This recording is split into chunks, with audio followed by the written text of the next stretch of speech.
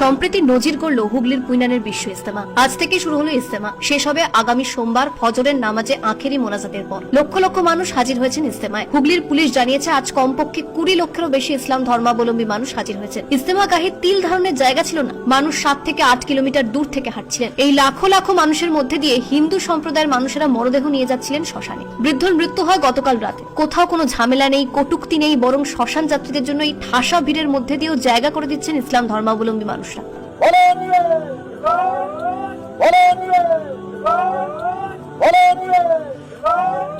সম্প্রীতির বার্তা দেওয়া হয়েছে। আজ পুইনানের বিশ্ব ইজতেমা গাহ থেকে একটাই বার্তা দেওয়া হয়েছে, শান্তি বজায় থাকুক, নিজেদের ধর্ম পালন করুন মুসলিমরা, প্রতিবেশীদের প্রতি সদয় হন, কোনো হিংসা দ্বন্দ্ব হানাহানি নয়।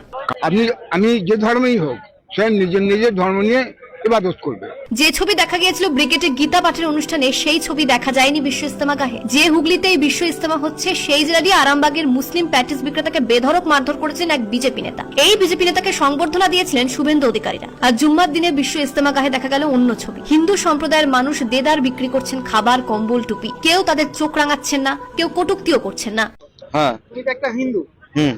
এই যে ইজতেমার জায়গায় এসেছো, তোমার কেউ ডিস্টার্ব করছে? না না না, করে না। তোমার কাছ থেকে কেনাকাটা করছে সবাই? ওই একটা দুটো করে কিনছে। কিন্তু কোনো তো তোমাকে বলেছে যে এই ধরনের এখানে বিক্রি করবে না কিংবা এমন কিছু? না না না। তারা তোমার সঙ্গে কথা বলছে? হ্যাঁ, কথা বলছে। কেমন লাগছে তোমাকে যে এই তোমাদের এখানে বিশ্ব ইজতেমা হচ্ছে, এটা নিয়ে কি বলবে? আমার কিছু বইটা সবের নিয়ে আমার কিছু বলার নেই, যে কোনো ধর্মই হোক ভালোই হচ্ছে। বিশ্ব ইজতেমা গাহে যান হুগলির ধনিয়াখালীর বিধায়ক অসীমা পাত্র। তিনি বলেন, এই বাংলা সম্প্রীতির বাংলা, এখানে হানাহানি বিভাজন নেই, এখানে কয়েকজন বিভাজনের চেষ্টা করছেন মাত্র।